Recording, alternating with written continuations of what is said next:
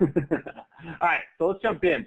Skip down here. I think I want to get through all of this today. We've yet to talk about in specifics, economics and history, but before we even get into these two, I want to back up for a second and just kind of walk through each of these real fast and make sure that you understand them. So let's get into the economics of each of these groups. Remember, we've got secular humanism, Christian fundamentalism, postmodernism, and cosmic humanism. So essentially the economics of secular humanism can be defined as interventionism, which basically means that usually through government you intervene in the economy and create sometimes barriers, sometimes price fixes, sometimes just simply taxing a good or a service to favor certain social, moral outcomes. Does that make sense? So let me give you an example of this from this past election. 4 cities in the United States voted in favor of a soda sales tax, so an increased tax on soda, with the idea, the hope, and I'm not saying that this will happen, but with the idea of it is that that by increasing the price of soda, people are less likely to buy it, therefore curbing the obesity epidemic. And then taking that money and putting it into advocacy for healthier eating and things like that, okay? So that's an example of interventionism. Pretty simple example, but an example of interventionism nonetheless from a secular humanist perspective. Now, we don't want to debate necessarily if that's effective, what types of interventions are effective. That's a debate that definitely happens, but that's not really the point of our class today. Really, we're just kind of considering, interventionism. Oh, I was just having questions of, like, basically what postmodern philosophers, thinkers advocate in the libertarian political philosophy. I looked up a lot of the people you have on here, and nobody seems to be advocating anything close. Yeah, it depends on who you're going to, and there's definitely some different influences. I would say probably the most popular example of at least the libertarian postmodern connection would be Ayn Rand. Does that make sense, Aaron? Are you familiar with her work? Ayn Rand, isn't she an objectivist, though? It's kind of very different. I never thought of that as postmodernist, but I can kind of see your point. No, it is. You need to get into objectivism and really understand what objectivism is. But yes, very much so. She's not. I wouldn't say she's like 100% in that camp, and it's hard to kind of say this writer defines this entire movement, right? Because everyone is slightly different, and everyone is slightly has their disagreements within. But generally speaking, postmodernism has leaned, especially more recently, towards anarchism, and that's often because of the influence of Ayn Rand. If you read the book Fountainhead, anyone who read that by Ayn Rand, her character in that book, Howard Rourke, who's the main character, is a great example of postmodernism and then that sort of thinking. Cool. Okay, let's keep going. So we've defined interventionism, capitalism. Okay, so let's break this one down a little bit. Capitalism is, in this viewpoint, is generally kind of more freedom of economics. However, how capitalism is actually viewed and frankly is practiced is that those with capital rule. And that tends to rub a lot of conservatives wrong when I describe it in that way. And so bear with me for a second, okay? Or in other words, hear me out for a second. Oftentimes the terms free market and capitalism, or free marketism, if you will, and capitalism are used synonymously, but by those who advocate them, okay?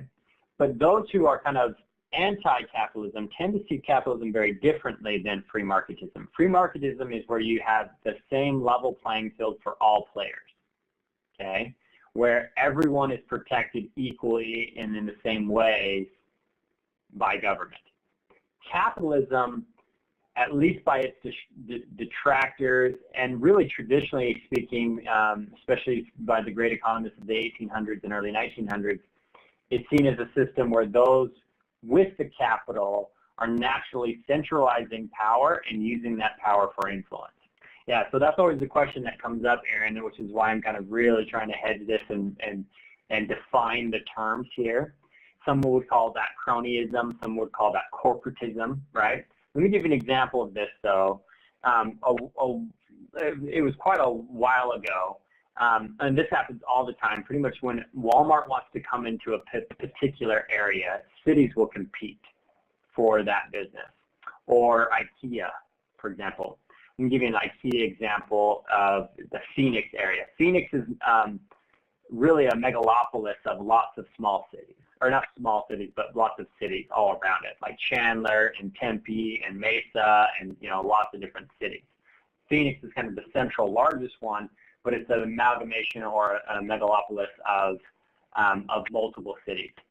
So IKEA decided, hey, we're going to put one of our stores in this valley, and then basically all these different cities competed to try to get IKEA to put their store in their city. Because if they put their store in their city, then people from all these other cities around would sort of flock to their city, buy IKEA goods, pay sales taxes in their city, and their city eventually would make a lot of money. So all of these cities really competed hard to get IKEA to come to their town. And they waived certain policies. So for example, the city of Tempe has policies on each building can't have too large of signs. They have to be in this particular style. They have to be with these particular colorings. They actually regulate like the look and feel of the buildings that are built within their city. And they waived all that for IKEA, no problem. And I know the lawyer who was representing IKEA, and it's kind of a funny story. IKEA said that's a deal breaker when they said you have to have this look and feel for your building, and IKEA said no, we've got a distinct look and feel, we won't change it. And they said okay, you know, so they tell everyone else you've got to build your building in a certain way, but if you're a large enough business, they say no. They waived all sorts of taxes, all sorts of environmental impact fees, and blah blah blah, you know, all these fees to get IKEA to come to their city. That's capitalism in practice, right?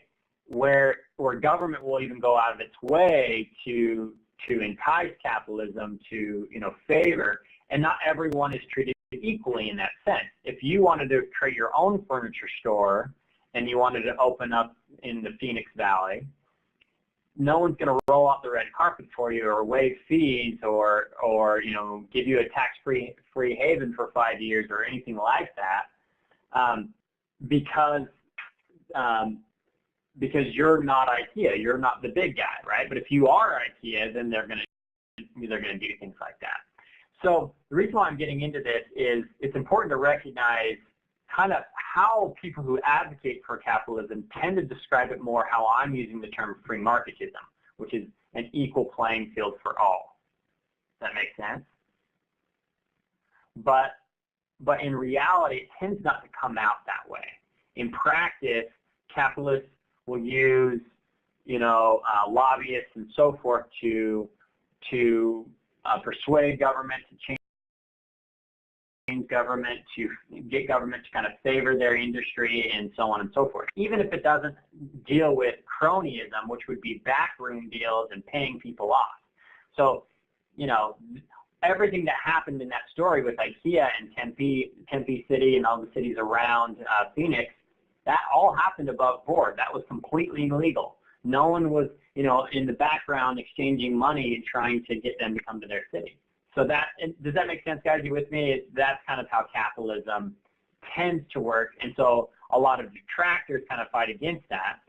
Whereas you have the postmodernists who tend to go along more with anarcho-capitalism, which is not only that there's not governmental protections equally, but really that there is no governmental protections. There is no government to enforce any rules, and all agreements happen one-to-one contractually.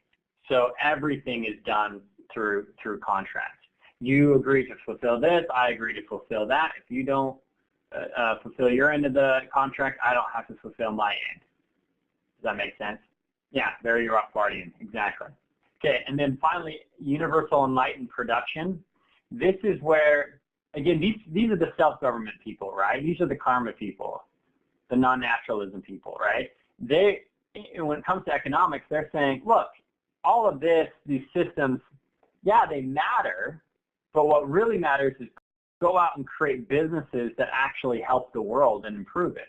Go become a micro lender, you know, or have at least a micro lending arm to your bank, or go, you know, create products that help mankind. You know, these are the Patagonias of the world and so forth.